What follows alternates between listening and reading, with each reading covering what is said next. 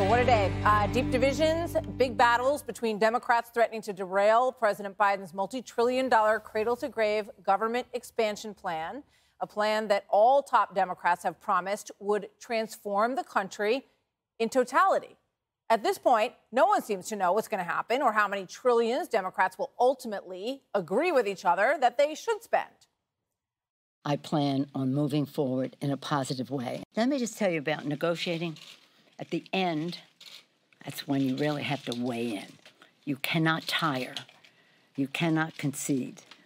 This is the fun part. And I have voted pretty consistently all my whole life. I don't fault any of them who believe that they're much more progressive and much more liberal. God bless them. And all they need to do is we have to elect more, I guess, for them to get theirs, elect more liberals. The senator thinks electing more Democrats is how you get it done. Then that is something he should state to the president, because this is the president's agenda. We're on a path to win. I don't want to even consider any other options than that. We're in it to win it. The president's also in it to win it. That's what we're working toward. So as for the moderate senators like Joe Manchin and Kyrsten Sinema, they have become public enemy #1 for many Democrats. Just watch all across the media. Manchin and Sinema are standing in their way. They are the enemies right now of the democracy. I personally don't think it's an accident that the ones that a lot of lobbyists love are in the much smaller, underfunded bill. They are Republicans. Come on. No, that's your opinion. They're both Democrats. That's not an opinion. Just look at the way they are vote. Both. The fact that one person who is not affected by what would come out of this Build Back Better Act, he's not affected by it personally, but the people in our communities all across this country are.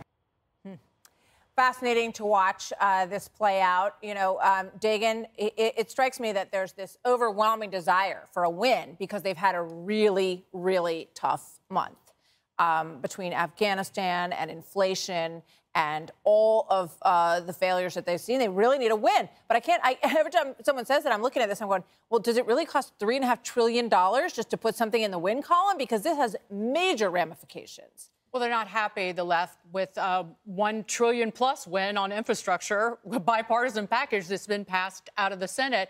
A win for the far left could be, to your point, a loss for Joe Biden. But I want to get back to that Star Wars Cantina media montage that we just played. The Cluckin' Caterwauling math-free hack fest.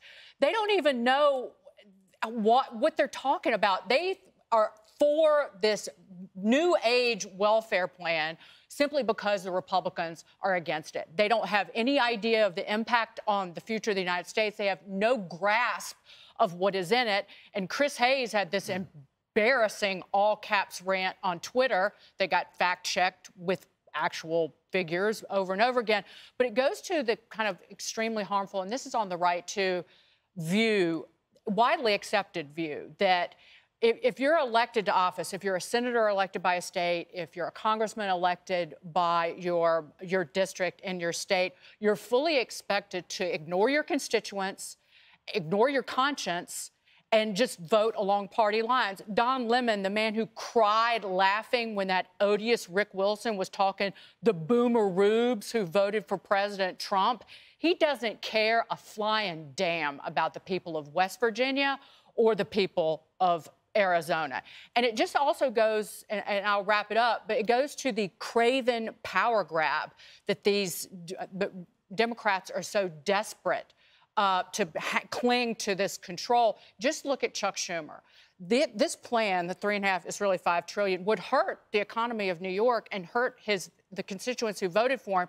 But he's more worried about Ocasio-Cortez primarying them. So they do not, the chatterboxes don't have the best interest of the American people at heart, and they actually have no idea what's in these plans. Jesse, I want to play this soundbite from Joe Manchin today because it was almost like he was talking from another planet. And to a lot of people, I think it made a lot of sense. He's talking about who he is, who he's always been, and what he believes in as an American senator. Watch this. I cannot accept our economy or basically our society moving towards an entitlement mentality that you're entitled, okay? I'm more of a rewarding, because I can help those who really need help if those who can help themselves do so. Senator's welcome to cross the aisle and come to the Republican Party any day he wants. I think that would be quite nice. So here's what happened. So Biden's unpopular and Bernie Sanders is crazy. So you have crazy and unpopular get together, and they're trying to nuke through a 50-50 Senate, the most expensive bill in American history. Joe Biden hasn't read it. Joe Biden didn't run on this. This thing's like this thick. I can't even pick this thing. Bongino could probably pick it up. I got arthritis. He has, I mean, even Dan Bongino can't curl it's this all thing. show muscles, buddy. Right? So if you look at what's in it, this is what?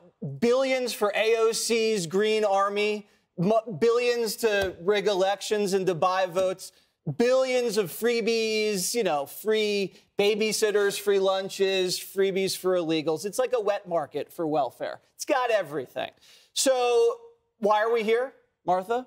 Because Georgia voters didn't show up, and we handed the Democrats the Senate, right? That's why we're in this position. But the great people of West Virginia sent Joe Manchin to Washington, and Joe Manchin basically went up there with a sword and sliced this socialist monstrosity in half. He says, no, 1.5 trillion. Which is still a heck of a lot of money. Still wickedly expensive, but you know, we're not going to give people free stuff if they don't actually need it. So now this is Joe versus Joe. Looks like Manchin's derailing this crazy train, thank God.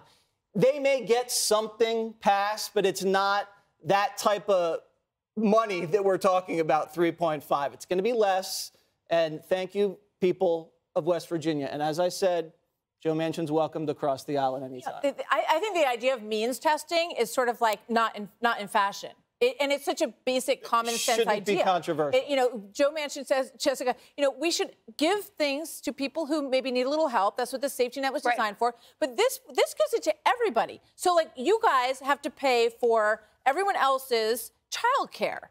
And you have to pay for everyone else's ability to stay home for 12 weeks a year at $1,000 a week. You know, companies cannot afford to do that kind of plan. So, I mean, why do you think this was a folly? Is this a bad way to go down the road, or does this make sense? It looks like how, unfortunately, it always looks before we get to the finish line. And if you saw Nancy Pelosi on the phone last night during the congressional baseball game, you know that she came to play, and she usually wins, and she's going to figure something out. A way to broker. Means testing makes sense or not? Means testing, in some instances, for sure. I think that there are certain things blanket, like with COVID, where I do think that people, when you have a national emergency like that, who earn under X amount, just everyone should get it, not irrespective of what they have, or I should say respective. Is it irrespective or respective? I always get that one wrong, of what they have in their bank accounts. But this dance, Joe Manchin and Kristen Sinema do it regularly. And on the big stuff, Joe Manchin has sided with the Democrats and been there for really important bills that we needed to get through, signature legislation certainly during the Obama years. In terms of the West Virginia voters and the Arizona voters, you know, we didn't pick up seats in states that we thought we could win, right? We thought Susan Collins was going to lose. We didn't win that seat. Joe Manchin has performed an incredible feat that he wins by a lot in West Virginia. I don't believe there is any other Democrat that could win that seat. And so if you have to come down a little bit to meet him in the middle of where he is, and he's been saying this also for months, that he's going to end up at 1.5 trillion, that's what you do so that you can get the good stuff in the bill, because there's still a lot of good stuff in there. Yeah, I don't know. I mean, I don't think Americans, and I don't think it's just West Virginia. I think it's places like North Carolina, Virginia, Texas, Dan, where people are starting to pull away from these ideas and the support of these ideas when you look at their support for President Biden. Well, I disagree, Jess. Shocker, but there's no good stuff in there. I mean, this thing is a forest fire of, you might as well just flush your money down the, folks at home, flush your money down the toilet before the government gets it, because it will actually be better spent. Like, whatever the government spends money on, it destroys. Like, you have a $3.5 trillion spending bill, the largest in American history. You think we would ask the basic question, right? Like, well, what are we buying? Well, we're buying government. Well, does government not suck? No, it sucks. Like, whatever government does, it wrecks. I mean, seriously, think about it, right? So we spend a fortune on what? Public education. Yet liberals are always complaining, oh, no, we need more. It's so terrible. We need more. You guys are paid. It's your program. Like, private schools aren't complaining. And what else is government heavily involved in? What's the other sphere outside of education? Healthcare, where they pay about 40 to 45% of every dollar. What are liberals always complaining about again? Healthcare. But they never have the big argument. They're like, wait, my gosh, let me scratch my head. So I think big government's a good idea. Where big government's the biggest, everything sucks, and we're always complaining, and yet we want bigger government to fix the bigger government that really sucked before. It's like, are you guys ever going to wake up and be like, this is kind of a dumb idea, like government's really terrible, and maybe the private sector can do this better? There's nothing in this bill. This is the largest transfer from, I'm not saying this wrong either, from poor people and wealthy people to the upper middle class in American history. Read the Wall Street Journal article. You could be a Massachusetts family earning $300K a year, and you could entitle yourself to about $20,000 in government benefits. Please explain to me in what universe that's a good thing to your means testing question. Well, it's like that in the United Kingdom or France or lots of places. So, and look at how unstimulated their economies are and how much they have declined for decades. We have and that's 74 million baby boomers retiring, a $112 trillion hole in Social Security and that's not even factored in the debt. And Medicare runs out of money, the hospital trust fund, in 5 years. All right. Hey, Sean Hannity here. Hey, click here to subscribe to Fox News YouTube page and catch our hottest interviews and most compelling analysis. You will not get it anywhere else.